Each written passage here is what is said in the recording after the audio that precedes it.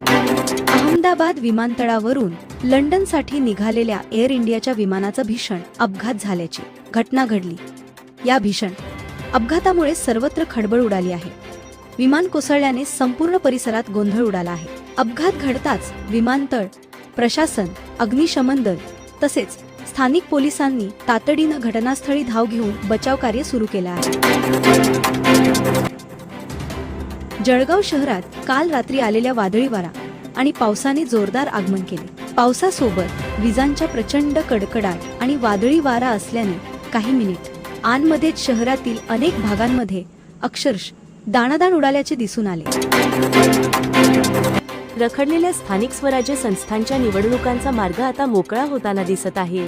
राज्य सरकारने राज्यातील सर्व महापालिका, नगरपालिका आणि नगरपंचायतींना प्रभाग रचना करण्याचे आदेश दिले आहेत। निधी फाउंडेशनच्या अध्यक्षा वैशाली विसपुते यांच्या पुढाकाराने मासिक पाळी कापड मुक्त अभियान अंतर्गत मसावत गावाजवळील खर्चीनगर तांडा दत्तक घेण्यात आला आहे। वर्षभर गावातील महिलांना मोफत सॅनिटरी नॅपकिन पॅड वितरित करण्यात येणार असून त्यांना मासिक पाळी आणि स्वच्छतेचे महत्त्व देखील पटवून दिले जाणार आहे।